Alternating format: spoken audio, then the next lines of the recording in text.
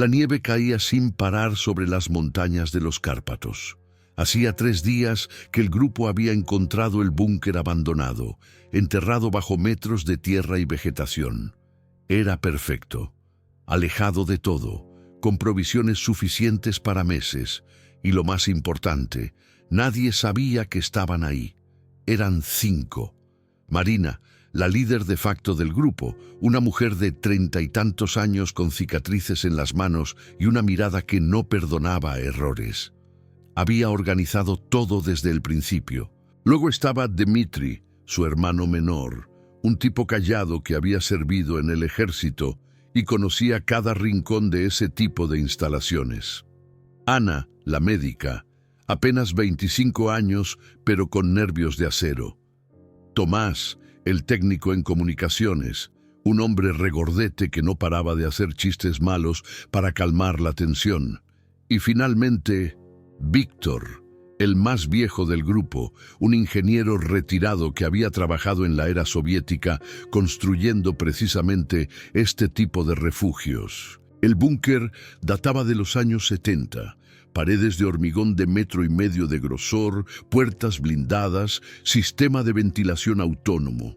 Todo diseñado para resistir lo impensable. Las luces fluorescentes parpadeaban ocasionalmente, alimentadas por el generador diésel que habían puesto en marcha el primer día. El lugar olía a humedad, a metal oxidado y a décadas de abandono. La primera noche fue tranquila. Demasiado tranquila. Se instalaron en las literas de metal, distribuyeron las provisiones, revisaron cada habitación. Había dormitorios, una cocina industrial, una enfermería, una sala de comunicaciones llena de equipos antiguos y en el fondo, al final de un pasillo largo y estrecho, la sala del generador. Víctor había insistido en revisarlo todo personalmente. El viejo motor diésel funcionaba sorprendentemente bien para su edad. Lo habían encendido, ajustado y dejado trabajando en un ciclo regular. Durante el segundo día, exploraron más a fondo. Encontraron mapas viejos en las paredes, instrucciones en ruso descoloridas por el tiempo, cajas con máscaras antigás que ya no servían. También hallaron diarios, cuadernos escritos a mano por los que habían ocupado el búnker décadas atrás. Marina los hojeó con curiosidad. Reportes de mantenimiento, quejas sobre el frío, listas de suministros, nada fuera de lo común. Hasta que encontró la última entrada, fechada en diciembre de 1986. No deberíamos haber abierto la sala sellada. Algo no está bien. Los sonidos en la noche. Dimitrov dice que son las tuberías, pero yo sé lo que escuché. No son tuberías. Tomás rió cuando Marina leyó aquello en voz alta. Dijo algo sobre la paranoia de los soldados soviéticos encerrados durante meses. Pero Víctor no rió.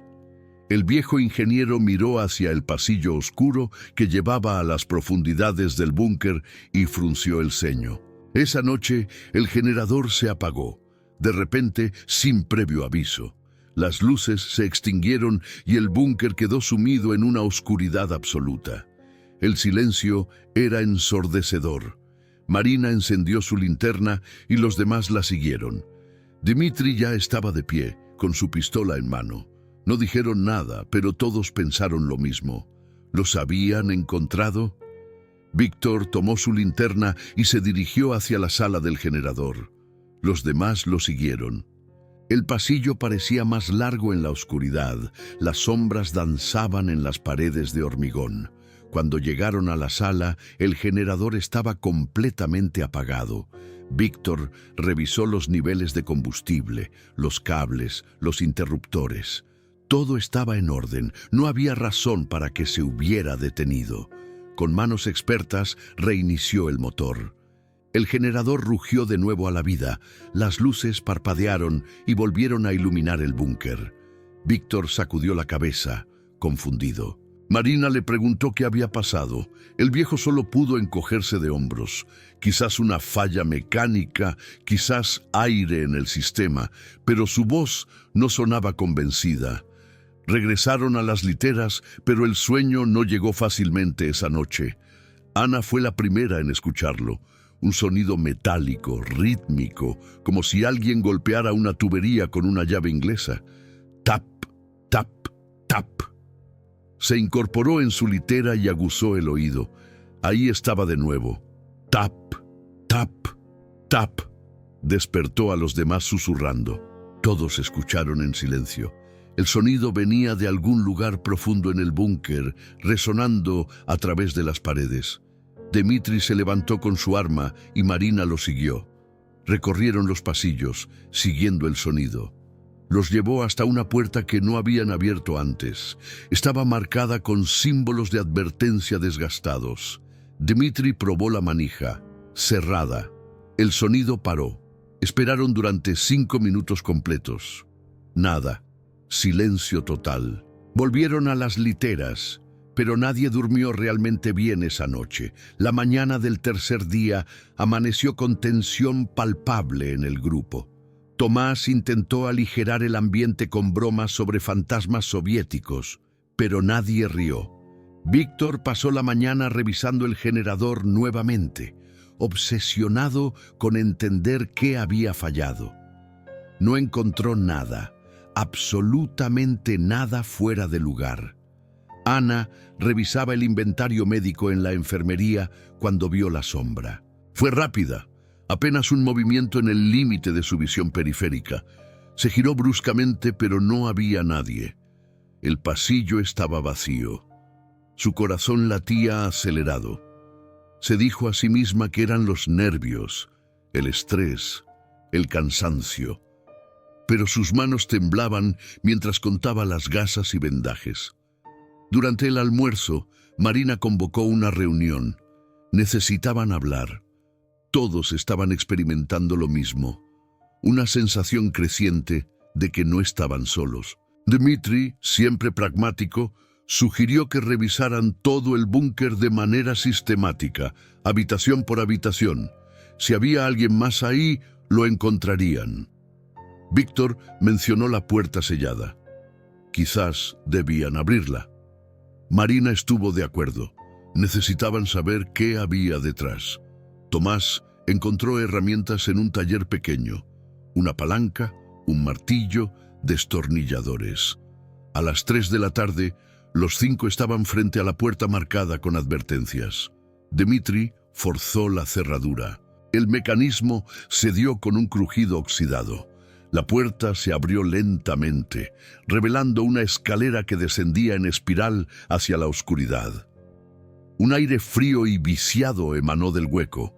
Olía a tierra mojada y a algo más, algo desagradable que ninguno pudo identificar. Marina iluminó con su linterna. Los escalones de metal descendían al menos 20 metros. Víctor fue el primero en bajar. Dijo que estos niveles inferiores no estaban en los planos originales que él conocía. Esto era algo añadido después, quizás secreto incluso para la mayoría del personal que trabajaba arriba. Descendieron en fila india, sus pasos resonando en el metal. Al final de la escalera encontraron otro pasillo, más estrecho, con puertas a ambos lados. La primera habitación contenía archivadores. Marina abrió uno. Expedientes. Miles de expedientes con nombres, fotografías, números de identificación. Todos sellados con el distintivo de alto secreto. Ana tomó uno al azar. Era el perfil psicológico de un soldado, con notas sobre su resistencia al aislamiento, su respuesta al estrés extremo. La siguiente habitación era un laboratorio. Mesas de acero inoxidable, instrumentos médicos cubiertos de polvo, frascos con líquidos evaporados hace décadas. En las paredes había diagramas del cerebro humano con anotaciones en ruso. Tomás tradujo algunas: protocolo de privación sensorial, efectos de exposición prolongada a frecuencias subsónicas, experimento 47, inducción de estados alterados de conciencia. Víctor palideció. Conocía rumores de estos programas. Durante la Guerra Fría, Ambos bandos experimentaron con control mental, con manipulación psicológica, con cosas que oficialmente nunca sucedieron. Este búnker no era solo un refugio, era un laboratorio. La última habitación del pasillo inferior estaba al final, separada de las demás. La puerta era diferente, más gruesa, con múltiples cerraduras y una ventana pequeña de vidrio reforzado. Marina se acercó y miró a través del cristal sucio. La habitación del otro lado estaba vacía, excepto por una silla de metal atornillada al suelo en el centro, y en las paredes, arañazos, miles de arañazos profundos en el hormigón, como si alguien hubiera intentado salir con sus propias manos durante años. Un ruido los hizo voltear. Venía de arriba, del nivel principal, pasos, rápidos, corriendo. Todos se miraron. Estaban los 5 ahí abajo. No había nadie más arriba. Dmitri apuntó su arma hacia la escalera. Los pasos se detuvieron justo en la puerta superior. Silencio. Y entonces, lentamente, la puerta comenzó a cerrarse. Marina gritó y corrieron hacia la escalera, pero no fueron lo suficientemente rápidos. La puerta se cerró con un golpe metálico sordo. Dmitri subió los escalones de 2 en 2 y empujó. Cerrada. Desde el otro lado, el pánico se instaló. Tomás intentó forzar la puerta. Víctor buscó algún mecanismo de apertura de emergencia. Nada. Estaban atrapados en el nivel inferior. Marina intentó calmarse, pensar con claridad. Había aire circulando, así que debía haber alguna forma de ventilación.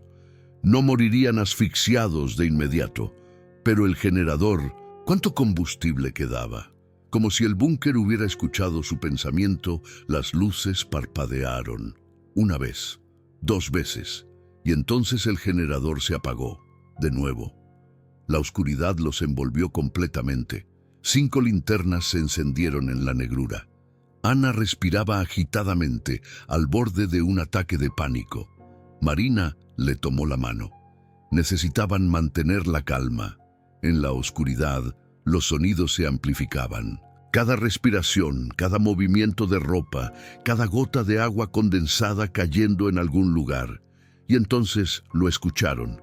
El mismo golpeteo metálico de antes. Tap, tap, tap. Pero ahora estaba cerca. Muy cerca. Venía de una de las habitaciones del pasillo donde estaban atrapados. Dmitri avanzó hacia el sonido, su arma por delante. Los demás lo siguieron. El ruido venía de la habitación con los archivadores. Entraron con las linternas iluminando cada rincón. Nada, nadie. Los archivadores estaban tal como los habían dejado, pero en el suelo, justo en el centro de la habitación, había algo nuevo. Un cuaderno. No estaba ahí antes. Marina lo recogió. Era reciente. Las páginas no estaban amarillentas. La primera página tenía una sola frase escrita en español, en caligrafía perfecta. Bienvenidos. Estábamos esperándolos. Las páginas siguientes contenían dibujos, bocetos detallados de cada uno de ellos. Marina en el bosque 3 días atrás. Dmitri revisando el generador. Ana en la enfermería. Tomás riendo durante el almuerzo. Víctor descendiendo la escalera. Alguien los había estado observando, alguien los había estado dibujando, y ese alguien sabía español. Víctor tomó el cuaderno con manos temblorosas, pasó las páginas rápidamente, los dibujos se volvían más perturbadores, los mostraban dormidos, los mostraban en la oscuridad, y en las últimas páginas los mostraban atrapados exactamente donde estaban ahora, en el nivel inferior, en la oscuridad. Un sonido mecánico resonó desde arriba. El generador. Se había encendido de nuevo. Las luces fluorescentes parpadearon y se reactivaron, y con ellas un zumbido, bajo, casi imperceptible, pero constante. Tomás lo notó primero. Dijo que era una frecuencia subsónica, como las que había visto mencionadas en el laboratorio. Esas que podían inducir estados alterados de conciencia, provocar alucinaciones, generar pánico. Marina ordenó que volvieran a intentar abrir la puerta. Pero cuando llegaron a la escalera, Dmitri se detuvo. Dijo que había escuchado algo. Una voz. Provenía del intercomunicador en la pared, un sistema antiguo que conectaba los diferentes niveles del búnker. Marina lo activó. Estática. Y entonces, a través del ruido blanco, una voz. Rasposa, distorsionada, hablando en español. El experimento continúa. Sujetos 5, condiciones ideales, aislamiento completo, introducción de factores estresantes, observación de respuestas grupales ante amenaza percibida de origen desconocido. Fase 2 iniciada. La voz se cortó. Ana preguntó qué diablos significaba eso. Víctor, con voz temblorosa, explicó. Los experimentos que se realizaban aquí no terminaron con la caída de la Unión Soviética. El búnker nunca fue realmente abandonado. Fue repurposado, y ellos acababan de convertirse en los sujetos más recientes. Dmitri perdió la paciencia. Disparó 3 veces contra la puerta que los mantenía atrapados. Las balas rebotaron en el metal reforzado sin hacer más que marcas superficiales. Marina le gritó que dejara de desperdiciar municiones. Necesitaban pensar. Si esto era un experimento, entonces había alguien observándolos. Cámaras. Debía haber cámaras. Tomás, con su experiencia en tecnología, comenzó a buscar. Las encontró en menos de 5 minutos, pequeñas, discretas, instaladas en las esquinas superiores de cada habitación, modernas. No tenían décadas de antigüedad como el resto del equipo del búnker. Alguien las había instalado recientemente. Tomás intentó desactivar una, pero en el momento que tocó el cable, recibió una descarga eléctrica que lo lanzó hacia atrás. El sistema estaba protegido.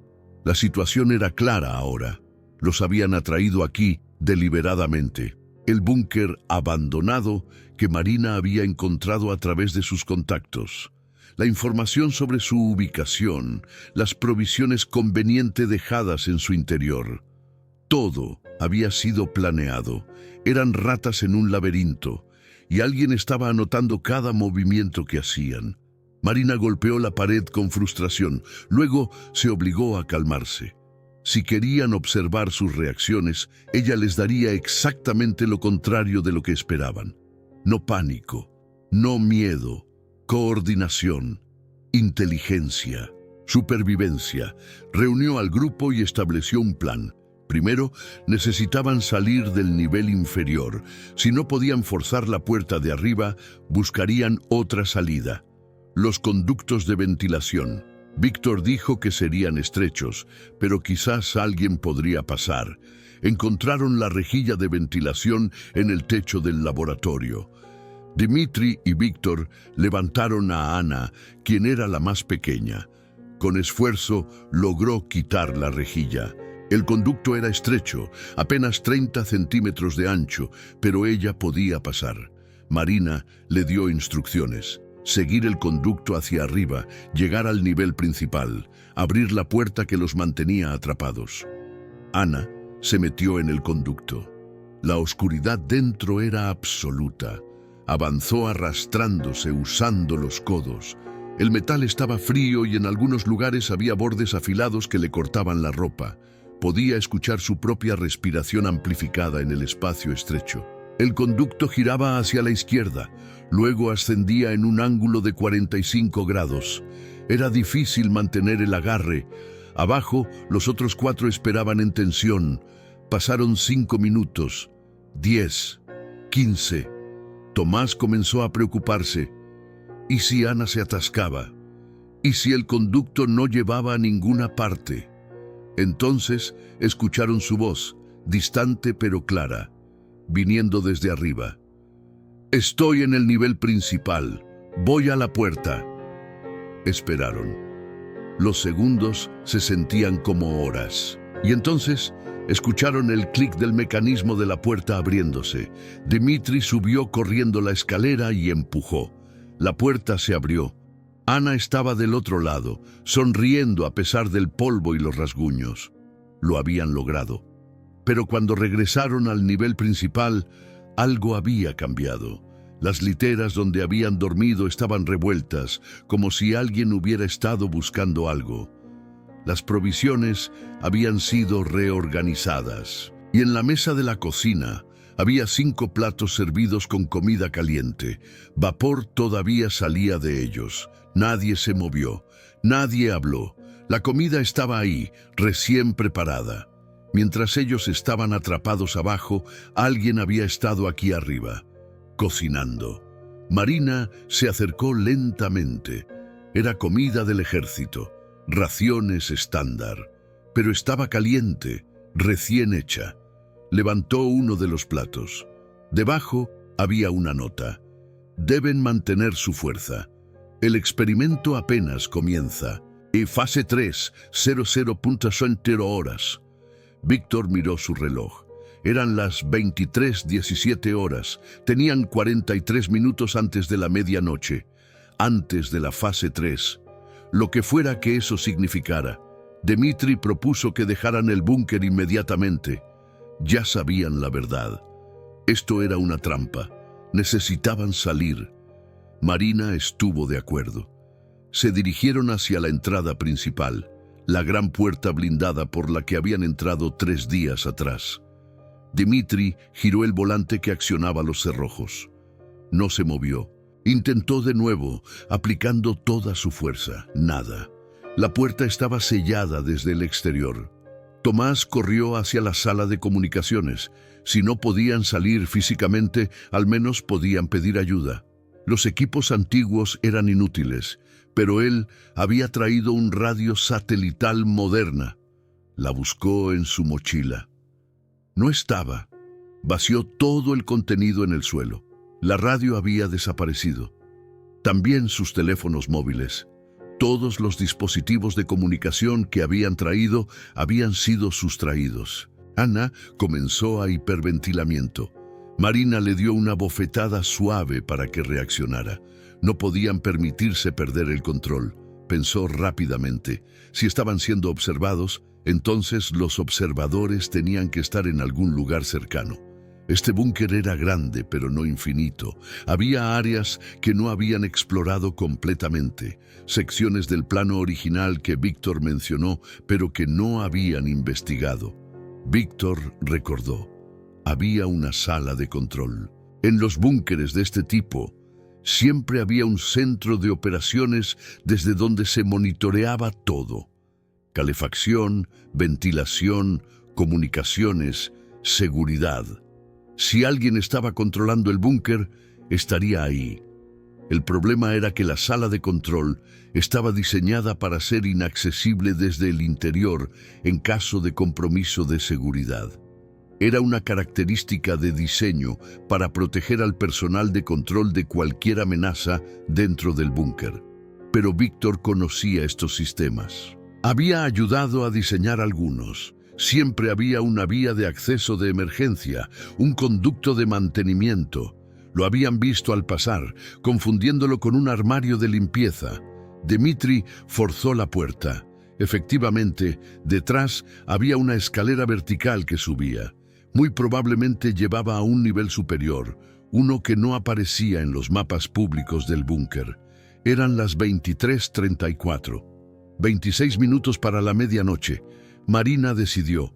Ella, Dmitri y Tomás subirían. Víctor y Ana se quedarían en el nivel principal vigilando.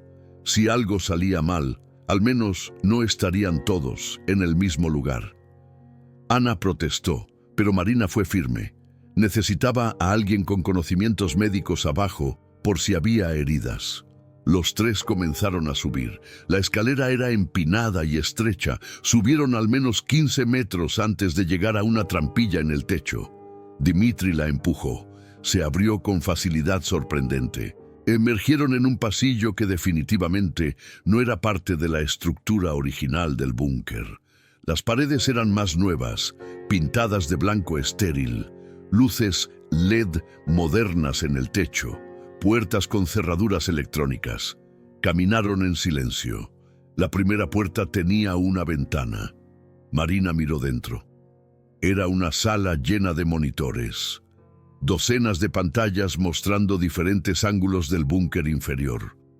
Podía verse a Víctor y Ana en la cocina, sus rostros llenos de preocupación. Otras pantallas mostraban grabaciones, los 5 llegando al búnker hace 3 días, durmiendo, comiendo. Cada momento privado había sido capturado. Dmitri probó la puerta, cerrada, pero Tomás notó algo. El panel de control de la cerradura electrónica era un modelo que conocía. Sacó un pequeño multiherramienta de su bolsillo y comenzó a trabajar en él. Le tomó 3 minutos, pero logró bypassear el sistema. La puerta se abrió con un zumbido suave. La sala de control estaba vacía. No había nadie. Los monitores estaban encendidos, las computadoras funcionando, pero ningún operador a la vista. Marina se sentó frente al terminal principal. La pantalla mostraba un programa ejecutándose. Protocolo aislamiento, fase 3, iniciando en T-18 minutos. Había archivos abiertos, logs de actividad, datos biométricos de los 5, frecuencia cardíaca, patrones de sueño, niveles de estrés. Tomás encontró algo más inquietante, una carpeta etiquetada Sujetos anteriores. La abrió. Había videos, decenas de videos, otros grupos que habían estado en el búnker antes que ellos, algunos de apenas 2 personas, otros de hasta 8. Las fechas se remontaban a 3 años atrás. Tomás reprodujo uno al azar. Era de hace 6 meses. Un grupo de 4, 3 hombres y una mujer. Se veían aterrorizados, corriendo por los pasillos del búnker, gritando. Luego, el video se cortaba abruptamente. Marina buscó más información. ¿Qué les había pasado a esos grupos? Encontró reportes clínicos, terminología médica que no entendía completamente, pero la esencia era clara. Estaban estudiando los efectos del estrés extremo, el aislamiento, el miedo. Algunos sujetos habían desarrollado psicosis. Otros habían atacado a sus propios compañeros de grupo. Varios habían intentado suicidarse. Los reportes eran fríos, científicos, desprovistos de empatía. Dmitri encontró el control del generador. Desde aquí podían apagarlo y encenderlo a voluntad. También los controles de las puertas, del sistema de ventilación, de todo. Marina entendió. Nadie necesitaba estar físicamente aquí operando los controles. Todo estaba automatizado, programado. El experimento era conducido por una inteligencia artificial, ejecutando protocolos diseñados por humanos, pero sin necesidad de supervisión humana constante. Tomás localizó el servidor principal. Si podían apagarlo, quizás podrían detener el experimento, abrir las puertas, salir. Pero cuando intentó acceder, el sistema le pidió una contraseña. Intentó varios códigos estándar. Nada funcionó. Y cada intento fallido hacía que el reloj de la fase 3 se acelerara 1 minuto. Era una trampa. El sistema estaba diseñado para castigar los intentos de sabotaje. La pantalla principal cambió.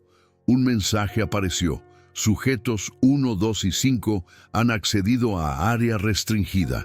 Protocolo de contención activado. Fase 3 iniciando ahora. El reloj saltó de T-14 minutos a T-0. De inmediato sintieron un cambio. El aire se volvió más denso. Las luces comenzaron a parpadear en un patrón rítmico específico. El zumbido subsónico aumentó en intensidad. Marina sintió un mareo repentino. Dmitri se aferró a la mesa para mantener el equilibrio. Tomás cayó de rodillas, presionándose las sienes. El sistema estaba atacándolos directamente con las mismas técnicas que habían usado en los sujetos anteriores. Privación sensorial inversa, sobrecarga de estímulos diseñados para desorientar. A través de los monitores vieron que abajo Víctor y Ana también estaban siendo afectados. Las luces en el nivel principal se apagaban y encendían rápidamente. Las puertas se abrían y cerraban violentamente. El intercomunicador emitía ruidos estridentes. Era un asalto completo a los sentidos. Marina, luchando contra la náusea, se obligó a concentrarse. Había un patrón. Siempre había un patrón.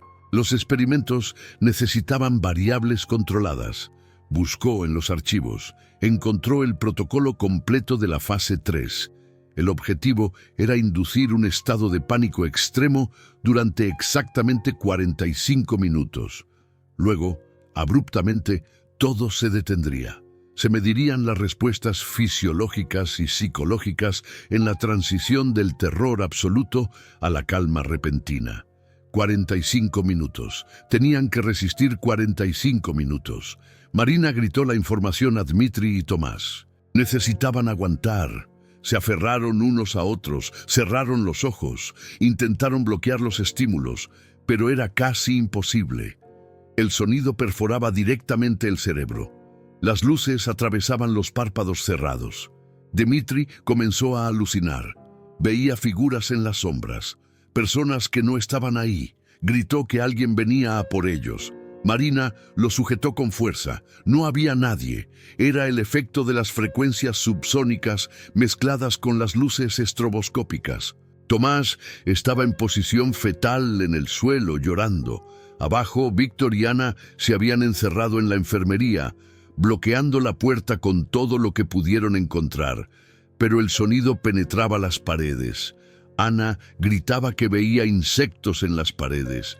Víctor, usando su racionalidad de ingeniero, trataba de explicarle que no eran reales.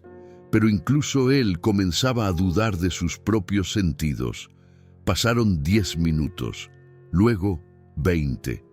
Cada segundo era una eternidad. Marina, con los dientes apretados, mantenía los ojos fijos en el reloj de la computadora. 25 minutos. 30 minutos. Dmitri había dejado de gritar. Ahora estaba sentado en el suelo, meciéndose hacia adelante y hacia atrás, murmurando algo ininteligible en ruso. Tomás sangraba de la nariz, un efecto del estrés fisiológico extremo. 35 minutos. Marina sentía que su mente comenzaba a fragmentarse. Veía recuerdos que no eran suyos. Escuchaba voces de personas muertas hace tiempo. Sabía que no era real, pero el conocimiento no hacía que se detuviera. Su conciencia se dividía entre la realidad objetiva y la subjetiva, y la línea entre ambas se volvía cada vez más borrosa. 40 minutos. Casi ahí. Casi terminaba. Se aferró a ese pensamiento como a un salvavidas. 5 minutos más, solo 5 minutos más. Pero su cuerpo no quería obedecer. Sus músculos temblaban incontrolablemente. Su corazón latía tan rápido que pensó que explotaría. Y entonces, a los exactos 45 minutos, todo se detuvo. El silencio fue tan abrupto que dolió. Las luces se estabilizaron. El zumbido cesó. La sala de control quedó en una calma antinatural. Marina respiraba en jadeos cortos. Dmitri alzó la vista lentamente, como si emergiera de una pesadilla. Tomás se limpió la sangre de la cara. Los monitores mostraban a Víctor y Ana en situación similar abajo. Estaban vivos. Todos habían sobrevivido la fase 3. La pantalla principal mostró un mensaje. Fase 3 completada. Recopilación de datos en progreso. Fase 4 programada para 03 en 3 horas. Marina rió. Era una risa amarga, casi histérica. Había una fase 4. Por supuesto que había una fase 4. Este experimento no terminaría hasta que ellos colapsaran completamente. Se puso de pie con piernas temblorosas. Necesitaban salir. No había opción. O escapaban o se convertían en otra estadística en los archivos de sujetos anteriores. Tomás, recuperando algo de su compostura, volvió al terminal del servidor. Había tenido una idea durante el bombardeo sensorial. Si no podían apagar el sistema con una contraseña, quizás podían sobrecargarlo. Comenzó a abrir todos los programas simultáneamente, a ejecutar múltiples procesos, a forzar al sistema a trabajar más allá de su capacidad. Las computadoras comenzaron a calentarse, los ventiladores aumentaron su velocidad, las pantallas empezaron a mostrar errores. Marina entendió el plan. Estaban tratando de causar un fallo del sistema. Si el servidor se sobrecalentaba y se apagaba, los controles automáticos fallarían. Las puertas volverían a sus posiciones por defecto, que en un búnker diseñado para evacuar en emergencia significaba abiertas, pero el sistema tenía salvaguardas. Una advertencia apareció.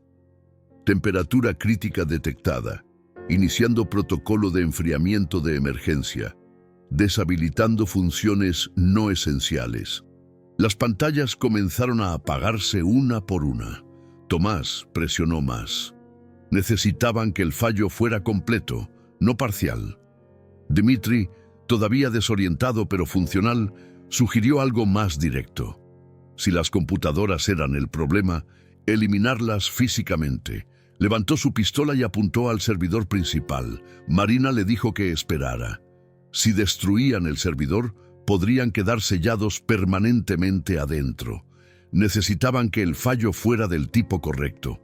Entonces, Tomás vio algo. En el código que corría en la pantalla que aún funcionaba, había una rutina de respaldo. Si el sistema principal fallaba, había un protocolo de emergencia que abría automáticamente todas las salidas después de un periodo de gracia de 2 minutos. Era un requisito de seguridad. Incluso en un laboratorio secreto tenían que cumplir con ciertos estándares de seguridad en caso de incendio u otra emergencia real. Eso era todo lo que necesitaban. Tomás escribió rápidamente, introduciendo comandos que forzaban al sistema a creer que había un incendio. Las alarmas comenzaron a sonar. Las luces de emergencia se encendieron en rojo. Y en los monitores vieron cómo las puertas del búnker comenzaban a desbloquearse una por una. Marina gritó hacia el intercomunicador. «Víctor, Ana, las puertas se están abriendo. Vayan a la salida principal ahora». No esperó respuesta. Los tres salieron corriendo de la sala de control, bajaron por la escalera vertical, emergieron en el nivel principal. A lo lejos podían ver a Víctor y Ana corriendo hacia la entrada. La gran puerta blindada, la que había estado sellada, ahora estaba abriéndose lentamente. Los mecanismos hidráulicos chirriaban después de 3 días inactivos. A través de la apertura creciente, Marina pudo ver la noche exterior. Nieve, árboles, libertad. Los 5 convergieron en la entrada. La puerta ya estaba abierta lo suficiente para pasar, pero justo cuando estaban a punto de salir, una voz resonó a través del intercomunicador. No era la voz distorsionada de antes, era humana, clara, hablando en español con acento neutro. Interesante. El Grupo 27 ha mostrado una resiliencia notable. Han invalidado el protocolo estándar.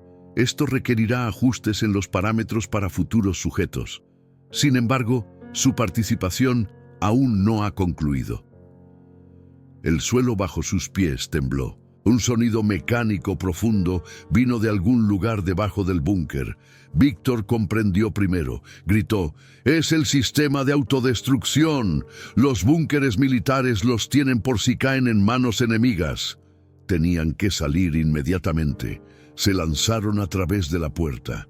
El aire frío de la noche los golpeó como una bofetada. Corrieron a través de la nieve, alejándose del búnker. Detrás de ellos, escucharon una serie de explosiones apagadas. El suelo se hundió ligeramente.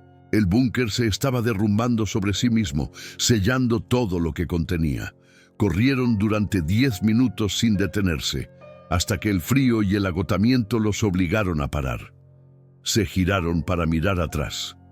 Donde había estado la entrada del búnker, ahora solo había un montículo de tierra y nieve, como si nunca hubiera existido.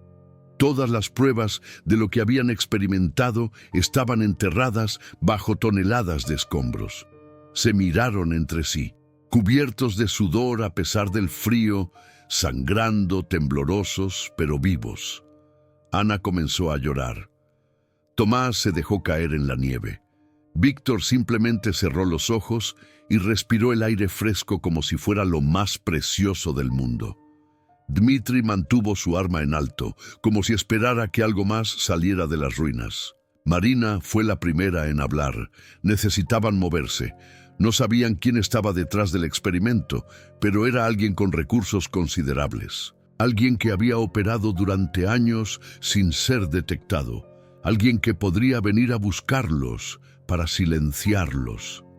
Tenían que llegar a la civilización, contactar a las autoridades apropiadas, denunciar lo que habían descubierto. Comenzaron a caminar hacia el este, donde Víctor recordaba que había un pueblo a unos 20 kilómetros. El sol comenzaría a salir en unas horas. Solo necesitaban aguantar un poco más. Pero mientras caminaban a través del bosque nevado, cada uno de ellos sabía que algo había cambiado permanentemente. Lo que habían experimentado en ese búnker los había marcado de formas que aún no comprendían completamente. Ana no podía dejar de mirar las sombras entre los árboles. Cada movimiento la hacía saltar. Tomás hablaba consigo mismo en voz baja, como para convencerse de que esto era real, que realmente habían escapado. Víctor caminaba con la mirada perdida, procesando todo lo que había visto, todos los secretos que el búnker había contenido. Dmitri revisaba constantemente su arma, contando las balas que le quedaban. Y Marina, caminando al frente, no podía sacudirse la sensación de que todavía estaban siendo observados, de que todo esto, incluso su escape, era parte del experimento. Fase 5, quizás. Ver cómo los sujetos se comportan después de la liberación. Estudiar el trauma post-evento. Medir la paranoia residual. Sacudió la cabeza. No podía permitirse pensar así. Tenían que enfocarse en la supervivencia inmediata. Un paso a la vez. Un minuto a la vez. Ya habría tiempo después para procesar todo. O quizás nunca habría suficiente tiempo. Quizás lo que habían vivido en esas 3 días en el búnker los perseguiría por el resto de sus vidas. El bosque era denso y la nieve hacía difícil el avance. Después de 2 horas de caminar, encontraron una cabaña abandonada de cazadores. Decidieron detenerse brevemente para recuperar fuerzas. Dentro había algunas mantas viejas y leña seca. Dmitri hizo un pequeño fuego. Se sentaron alrededor, en silencio al principio, simplemente disfrutando del calor. Finalmente, Ana habló. Preguntó quién creían que estaba detrás de todo esto. Víctor especuló. Podría ser una operación gubernamental secreta, alguna agencia de inteligencia que continuaba los programas de la Guerra Fría, o quizás algo privado. Una corporación investigando para desarrollar técnicas de control o interrogatorio. O tal vez algo incluso más siniestro que ninguno de ellos quería contemplar. Tomás sugirió que quizás deberían olvidar todo, no denunciar nada. Solo desaparecer, cambiar de identidad, vivir tranquilos. Marina lo miró con dureza y permitir que más gente fuera víctima de esos experimentos. ¿Cuántos más sufrirían si ellos no hacían nada? Tomás bajó la mirada. Sabía que tenía razón, pero el miedo era abrumador. Dmitri intervino. Dijo que si iban a denunciar esto, necesitaban hacerlo de manera inteligente, a las personas correctas. Si iban directo a la policía local, serían ignorados o peor, silenciados. Necesitaban pruebas, evidencia sólida, pero toda la evidencia estaba enterrada bajo el búnker destruido. Marina pensó. No toda la evidencia. Ellos eran la evidencia. 5 testimonios consistentes. Marcas físicas del trauma. Y si lo que habían visto era cierto, el programa había estado funcionando durante años. Debía haber registros en algún lugar más. Presupuestos, transferencias de dinero, personal involucrado. Nada de esa magnitud podía mantenerse completamente secreto. Decidieron que cuando llegaran al pueblo, contactarían a un periodista de investigación que Marina conocía. Alguien confiable, con experiencia destapando escándalos gubernamentales. Le darían su historia y él podría hacer la investigación más profunda necesaria para verificarla y exponerla públicamente. El plan establecido les dio un sentido de propósito renovado. Descansaron durante 1 hora más. Luego continuaron su camino.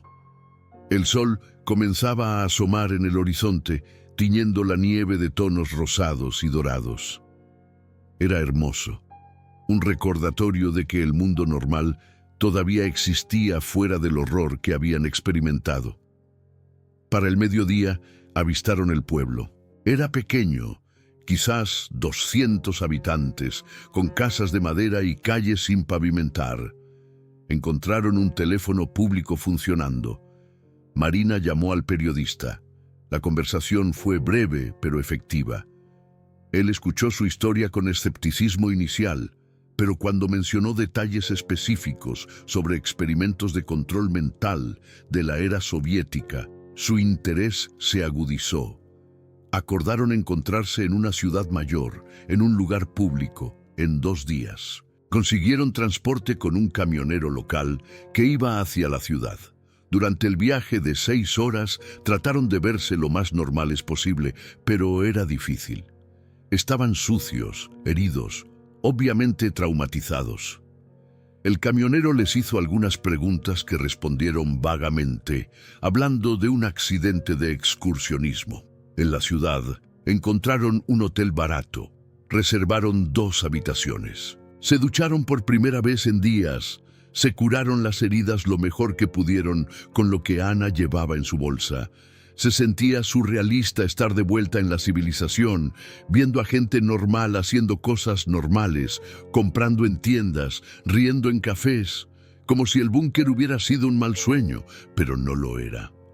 Cada vez que cerraban los ojos estaban de vuelta ahí, en la oscuridad, escuchando los golpes metálicos, viendo las sombras moverse, sintiendo el terror de ser observados, estudiados, manipulados. Ana tuvo un ataque de pánico esa noche. Víctor no pudo dormir en absoluto. Dmitri se despertó gritando de una pesadilla. La mañana de la reunión con el periodista llegó. Se encontraron en un museo de historia, entre turistas y escolares, un lugar donde nadie los escucharía. El periodista, un hombre de 50 años llamado Javier, los escuchó durante 3 horas. Tomó notas meticulosas, hizo preguntas penetrantes, verificó detalles cruzados entre sus testimonios. Al final, se recostó en su silla y exhaló lentamente.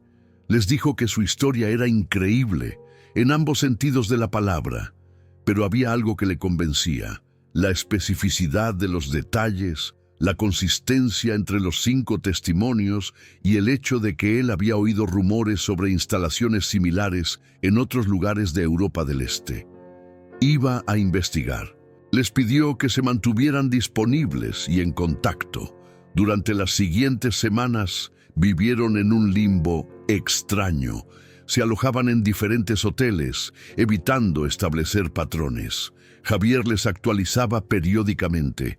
Había encontrado documentos desclasificados que confirmaban la existencia de programas de investigación psicológica durante la Guerra Fría. Había localizado a un ex empleado de una instalación similar que estaba dispuesto a hablar bajo anonimato. Un mes después de su escape, Javier publicó su artículo. Era extenso, bien investigado, e incluía los testimonios de Marina y su grupo junto con evidencia corroborante de otras fuentes. La reacción fue inmediata y masiva. Medios de comunicación de todo el mundo recogieron la historia. Organizaciones de derechos humanos demandaron investigaciones. Gobiernos negaron cualquier involucración, pero las preguntas persistían. Hubo intentos de desacreditarlos. Trolls en línea los llamaron conspiracionistas, actores de crisis, buscadores de atención. Pero la evidencia que Javier había compilado era sólida. Y cuando dos supervivientes de un grupo anterior se presentaron, después de ver la cobertura mediática, validando los mismos patrones de experimentación, se volvió imposible negar que algo había estado ocurriendo. Investigaciones oficiales fueron abiertas, algunas fueron genuinas, otras claramente destinadas a enterrar la verdad. Pero el hecho de que se estuviera hablando del tema, de que la luz estuviera siendo arrojada sobre estas operaciones en las sombras, era un paso adelante. Para Marina y su grupo, la vida nunca volvió a ser la misma. Ana dejó la medicina, demasiado traumatizada para continuar. Se mudó a una granja remota donde encontró paz en el trabajo físico y la distancia de la humanidad. Tomás desarrolló un trastorno de estrés postraumático severo. Buscó tratamiento y lentamente, con años de terapia, aprendió a funcionar de nuevo. Víctor se convirtió en un activista, dando charlas sobre ética en investigación científica, advirtiendo sobre los peligros de la ciencia sin supervisión moral. Dmitri permaneció vigilante. Mantenía armas en su casa, sistemas de seguridad elaborados. Nunca se deshizo de la sensación de que alguien lo observaba. Y quizás tenía razón. Los programas como el del búnker no simplemente desaparecen porque se publique un artículo. Se transforman, se mueven a ubicaciones nuevas, encuentran formas de continuar en las sombras. Marina escribió un libro sobre su experiencia. Se convirtió en un bestseller. Aunque muchos lo leyeron como si fuera ficción, incapaces de creer que tales cosas realmente sucedían en el mundo moderno. Ella usó las ganancias para establecer una fundación de apoyo para víctimas de experimentación no ética y para financiar periodismo de investigación en abusos de derechos humanos. 5 años después del incidente del búnker, los 5 se reunieron por primera vez desde que habían dado sus testimonios iniciales. Fue un encuentro agridulce. Habían sobrevivido, eso era innegable, pero el costo había sido alto. Cada uno llevaba cicatrices, algunas visibles, otras profundamente enterradas. Se abrazaron, compartieron actualizaciones sobre sus vidas, recordaron a aquellos de grupos anteriores que no habían tenido la misma suerte que ellos. Víctor trajo algo consigo. Durante su activismo había conocido a un exoficial de inteligencia que le había confiado información. Había habido un total de 32 grupos llevados al búnker durante los 3 años que había estado en operación. De esos, 141 personas en total, solo 57 habían salido vivas. Las demás habían muerto de diversas causas: fallos cardíacos inducidos por estrés, suicidios, ataques violentos entre miembros del grupo y algunos simplemente desaparecidos de los registros sin explicación. La noticia los dejó en silencio. Habían sabido que había otros, pero los números exactos hacían todo más real, más horrible. Eran los afortunados, los que habían logrado mantener su cordura el tiempo suficiente para encontrar una salida. Muchos otros no habían tenido esa oportunidad. Ana preguntó si el búnker todavía existía. Víctor negó con la cabeza. Había sido completamente destruido, tal como habían visto. Pero según su fuente, había al menos otras 4 instalaciones similares en Europa Oriental y posiblemente más en otros continentes. El programa era internacional, con financiamiento que venía de fuentes privadas, corporaciones interesadas en técnicas de interrogatorio, agencias de inteligencia que operaban fuera de la supervisión oficial, incluso ciertos grupos de investigación académica con ética cuestionable. Tomás preguntó si alguna vez los detendrían. La respuesta honesta era incierta. Cada exposición los hacía más cuidadosos, más secretos. Era un juego de gato y ratón que podría continuar indefinidamente. Lo mejor que podían hacer era seguir siendo voces que hablaban, recordándole al mundo que estas cosas sucedían, mantener la presión pública, apoyar a otros supervivientes. La conversación derivó hacia temas más ligeros mientras el día avanzaba. Hablaron de sus familias, de pequeños momentos de felicidad que habían encontrado, de planes futuros. Era importante no dejar que el trauma definiera completamente sus vidas. Habían sobrevivido no solo para contar la historia, sino para vivir, para encontrar significado y propósito más allá del horror. Cuando se separaron al final del día, había lágrimas, pero también sonrisas.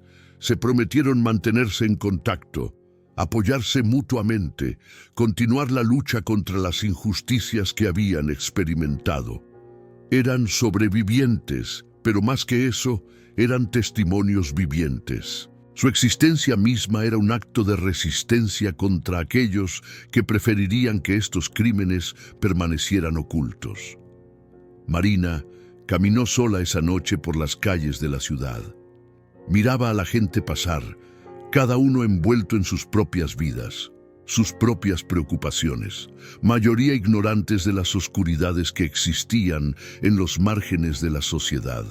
Y quizás eso estaba bien. No todos necesitaban saber, pero alguien tenía que saber, alguien tenía que recordar, alguien tenía que asegurarse de que las víctimas no fueran olvidadas. Llegó a su apartamento y se preparó para dormir. Las pesadillas vendrían, como siempre. Vería los pasillos del búnker, escucharía los sonidos metálicos, sentiría el pánico de estar atrapada, pero había aprendido técnicas para lidiar con ello. Respiración profunda, recordatorios de que estaba a salvo, que había escapado, que tenía control sobre su vida ahora. Se acostó y cerró los ojos. En algún lugar del mundo, quizás en ese mismo momento, otro grupo estaba siendo conducido a un búnker similar. Serían sometidos a los mismos horrores, usados como sujetos de experimentación sin su consentimiento. Y Marina no podía salvarlos a todos. Esa era la verdad más difícil de aceptar. No podía detener todos los abusos, rescatar a todas las víctimas, pero podía contar su historia. Podía asegurarse de que la gente supiera, y cada persona que escuchaba, cada mente que se abría a la posibilidad de estas atrocidades, era un paso hacia un mundo donde tales cosas no podrían existir en secreto. Era un camino largo, probablemente uno que no vería completado en su vida, pero valía la pena caminarlo. El sueño finalmente llegó, y en sus sueños Marina no estaba en el búnker, estaba en un campo abierto, bajo el sol, libre. Y aunque sabía que solo era un sueño, que despertaría y la realidad sería más complicada, por ahora, en este momento, se permitía disfrutar la paz. Se la había ganado, todos ellos se la habían ganado, y nadie, ningún experimento, ningún programa secreto podría quitarles eso. Habían sobrevivido, y eso, al final, era lo que importaba.